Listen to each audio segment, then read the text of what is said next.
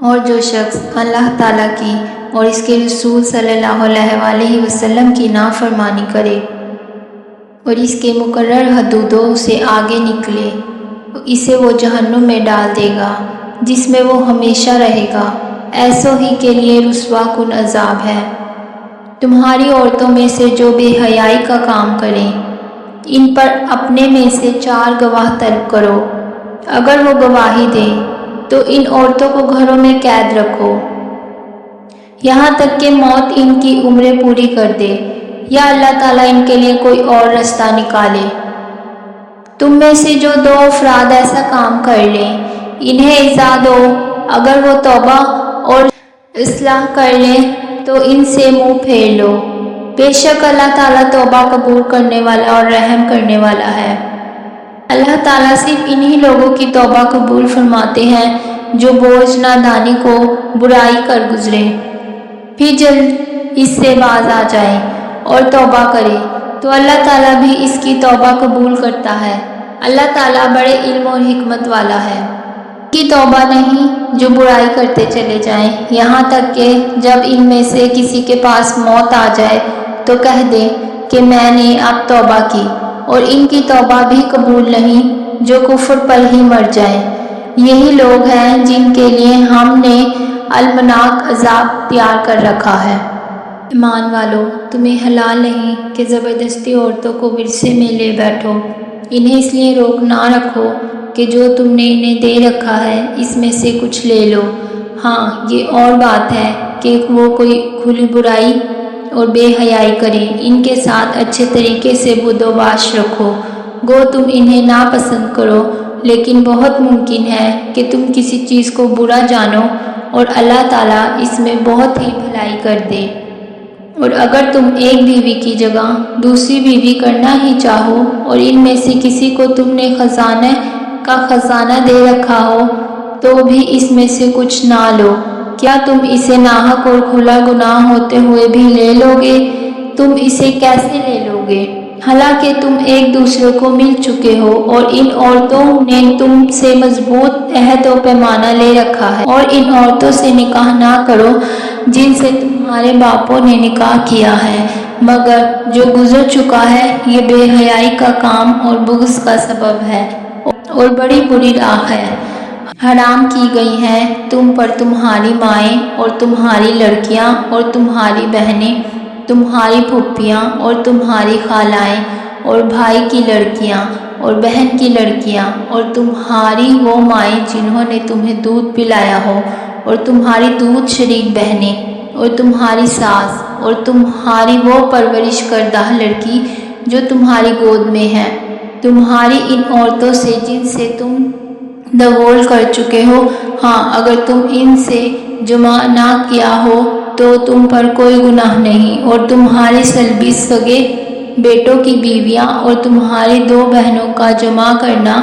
ہاں جو گزر چکا سو گزر چکا، یقیناً اللہ تعالیٰ بخشنے والا مہربان ہے۔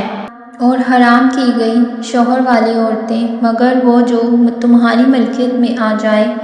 اللہ تعالیٰ نے یہ احکام تم پر فرض کر دیے ہیں، اور ان عورتوں کے سوا اور عورتیں تمہارے لیے حلال کی گئیں کہ اپنے مال کی مہر سے تم ان سے نکاح کرنا چاہو، برے کام سے بچنے کے لیے، نہ کہ شہوت رانی کرنے کے لیے، اس لیے جن سے تم فائدہ اٹھاؤ انہیں ان کا مقرر کیا ہوا مہر دے دو، اور مہر مقرر ہو جانے کے بعد تم آپس کی رضامندی سے جو طے کر لو اس میں تم پر کوئی گناہ نہیں، بے شک اللہ تعالیٰ علم اور حکمت والا ہے۔ اور تم میں سے جس کسی کو آزاد مسلمان عورتوں سے نکاح کرنے کی پوری وسعت و طاقت نہ ہو، وہ مسلمان لونڈیوں سے جن کے تم مالک ہو اپنا نکاح کر لو، اللہ تمہارے اعمال کو بخوبی جاننے والا ہے۔ تم سب آپس میں ایک ہی تو ہو، اس لیے ان کے مالکوں کی اجازت سے ان سے نکاح کر لو، اور قاعدے کے مطابق ان کی مہر ان کو دے دو،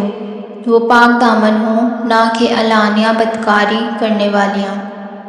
نہ خفیہ آشنائی کرنے والیاں۔ بس جب یہ لونڈیاں نکاح میں آ جائیں پھر اگر وہ بے حیائی کا کام کریں تو انہیں آدھی سزا ہے، اس سزا سے جو آزاد عورتوں کی ہے۔ کنیزوں سے نکاح کا یہ حکم تم میں سے ان لوگوں کے لیے ہے جنہیں گناہ اور تکلیف کا اندیشہ ہو، اور تمہارا ضبط کرنا بہت بہتر ہے، اور اللہ تعالیٰ بڑا بخشنے والا اور بڑا رحمت والا ہے۔ اور اللہ تعالیٰ چاہتا ہے کہ تمہارے واسطے خوب کھول کر بیان کرے اور تمہیں تم میں سے پہلے کے نیک لوگوں کی راہ پر چلائے اور تمہاری توبہ قبول کرے، اور اللہ تعالیٰ جاننے والا حکمت والا ہے۔ اور اللہ چاہتا ہے کہ تمہاری توبہ قبول کرے، اور جو لوگ خواہشات کے پیروی وہ چاہتے ہیں کہ تم اس سے بہت دور ہٹ جاؤ۔ اللہ چاہتا ہے کہ تم سے تخفیف کر دے کیونکہ انسان کمزور پیدا کیا گیا ہے۔ ایمان والو، اپنے آپس کے مال ناجائز طریقے سے مت کھاؤ، مگر یہ کہ تمہاری آپس کی رضامندی سے ہو۔ خرید و فروخت اور اپنے آپ کو قتل نہ کرو، یقیناً اللہ تعالیٰ تم پر نہایت ہی مہربان ہے۔ اور جو شخص یہ نافرمانیاں سرکشی اور ظلم سے کرے گا تو عنقریب ہم اس کو آگ میں داخل کریں گے، اور یہ اللہ پر آسان ہے۔ اور اگر تم ان بڑے گناہوں سے بچتے رہو گے جس سے تم کو منع کیا جاتا ہے تو ہم تمہارے چھوٹے گناہ دور کر دیں گے اور عزت اور بزرگی کی جگہ داخل کریں گے۔ اور اس چیز کی آرزو نہ کرو جس کے باعث اللہ تعالیٰ نے تم میں سے بعض کو بعض پر بزرگی دے دی۔ مردوں کا اس میں سے حصہ ہے جو انہوں نے کمایا، اور عورتوں کے لیے ان میں سے حصہ ہے جو انہوں نے کمایا، اور اللہ تعالیٰ سے اس کا فضل مانگو، یقیناً اللہ ہر چیز کا جاننے والا ہے۔ ماں باپ یا قرابت دار جو چھوڑ مرے، اس کے وارث ہم نے ہر شخص کے لیے مقرر کر دیے ہیں، اور جن سے تم نے اپنے ہاتھوں معاہدہ کیا ہے انہیں ان کا حصہ دو، یقیناً اللہ تعالیٰ ہر چیز پر حاضر ہے۔ مرد عورتوں پر حاکم ہے اس وجہ سے کہ اللہ تعالیٰ نے ایک کو دوسرے پر فضیلت دی ہے، اور اس وجہ سے کہ مردوں نے اپنے مال خرچ کیے ہیں۔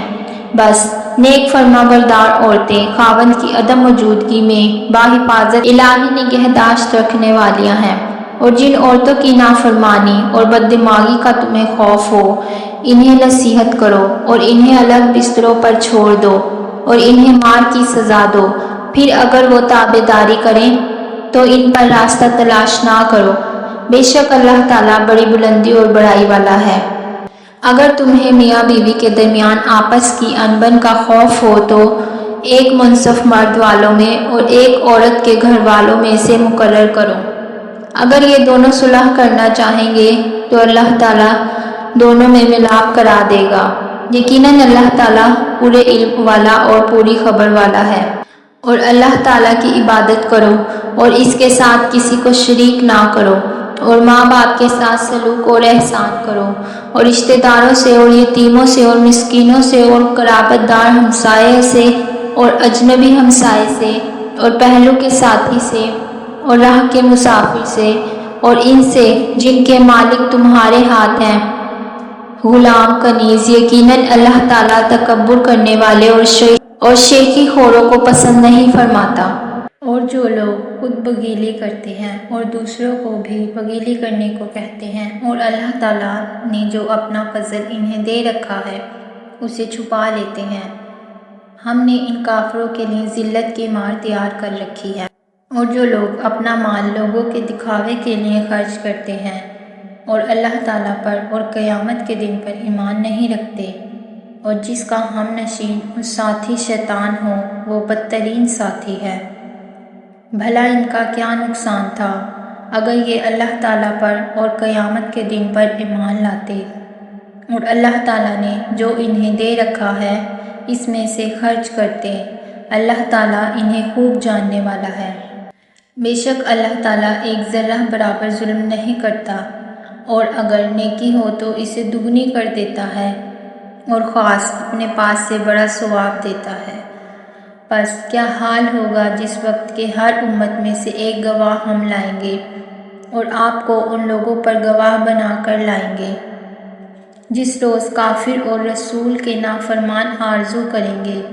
کہ کاش انہیں زمین کے ساتھ ہموار کر دیا جاتا، اور اللہ تعالیٰ سے کوئی بات نہ چھپا سکیں گے۔ اے ایمان والو، جب تم نشے میں مست ہو نماز کے قریب بھی نہ جاؤ جب تک کہ اپنی بات کو سمجھنے نہ لگو، اور جنابت کی حالت میں جب تک کہ غسل نہ کر لو۔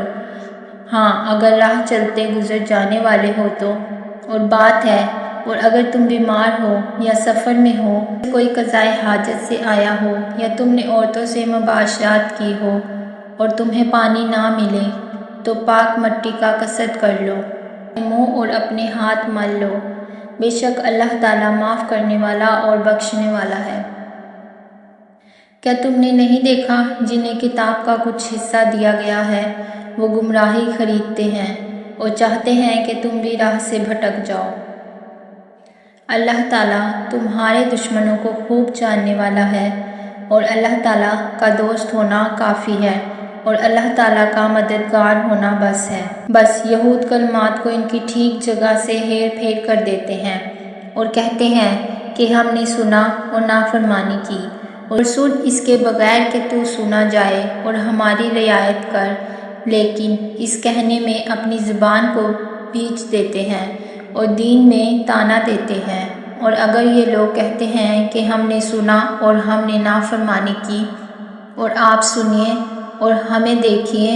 تو یہ ان کے لیے بہت بہتر اور نہایت ہی مناسب تھا، لیکن اللہ تعالیٰ نے ان کے کفر کی وجہ سے انہیں لعنت کی ہے، بس یہ بہت ہی کم ایمان لاتے ہیں۔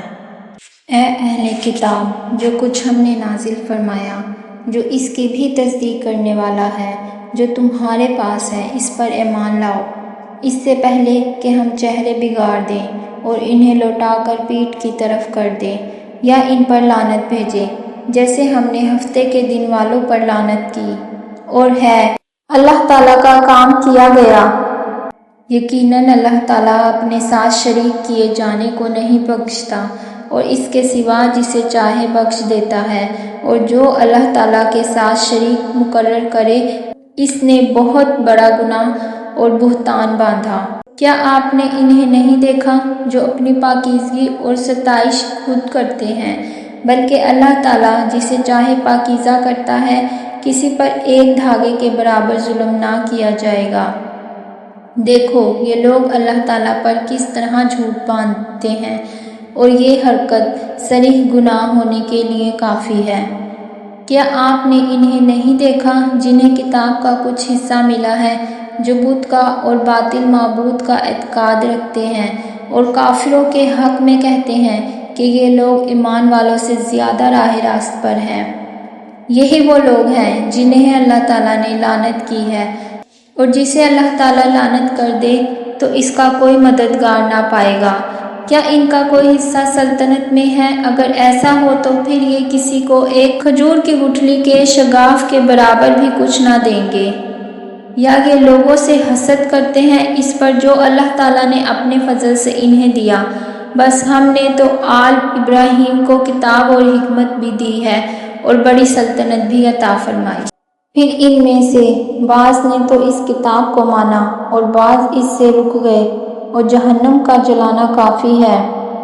جن لوگوں نے ہماری آیتوں سے کفر کیا، انہیں ہم یقیناً آگ میں ڈال دیں گے۔ جب ان کی کھالیں پک جائیں گی، ہم ان کے سوا اور کھالیں بدل دیں گے تاکہ وہ عذاب چکھتے رہیں۔ یقیناً اللہ تعالیٰ غالب حکمت والا ہے۔ اور جو لوگ ایمان لائے اور شائستہ عمل کیے، ہم عنقریب انہیں ان جنتوں میں لے جائیں گے جن کے نیچے نہریں بہہ رہی ہیں، جن میں وہ ہمیشہ ہمیشہ رہیں گے۔ ان کے لیے وہاں صاف ستھری بیویاں ہوں گی، اور ہم انہیں گھنی چھاؤں اور پوری راحت میں لے جائیں گے۔ اللہ تعالیٰ تمہیں تاکید حکم دیتا ہے کہ امانت والوں کی انہیں پہنچاؤ، اور جب لوگوں کا فیصلہ کرو تو عدل و انصاف سے فیصلہ کرو۔ یقیناً وہ بہتر چیز ہے جس کی نصیحت تمہیں اللہ تعالیٰ کر رہا ہے، بے شک اللہ تعالیٰ سنتا ہے، دیکھتا ہے۔ اے ایمان والو، فرما برداری کرو اللہ تعالیٰ کی، اور فرما برداری کرو رسول اللہ صلی اللہ علیہ وسلم کی، اور تم میں سے اختیار والوں کی۔ پھر اگر کسی چیز میں اختلاف کرو تو اسے لوٹاؤ اللہ تعالیٰ کی طرف اور رسول صلی اللہ علیہ وسلم کی طرف۔ اگر تمہیں اللہ تعالیٰ پر اور قیامت کے دن پر ایمان ہے یہ بہت بہتر ہے اور با اعتبار انجام کے بہت اچھا ہے۔ کیا آپ نے انہیں نہیں دیکھا جن کا دعویٰ تو یہ ہے کہ جو کچھ آپ پر اور جو کچھ آپ سے پہلے اتارا گیا ہے اس پر ان کا ایمان ہے، لیکن وہ اپنے فیصلے غیر اللہ کی طرف لے جانا چاہتے ہیں، حالانکہ انہیں حکم دیا گیا ہے کہ شیطان کا انکار کریں۔ شیطان تو یہ چاہتا ہے کہ انہیں بہکا کر دور ڈال دے۔ ان سے جب کبھی کہا جائے کہ اللہ تعالیٰ کے نازل کردہ کلام کی اور رسول اللہ صلی اللہ علیہ وسلم کی طرف آؤ تو آپ دیکھ لیں گے کہ یہ منافق آپ سے منہ پھیر کر روکے جاتے ہیں۔ پھر کیا بات ہے کہ جب ان پر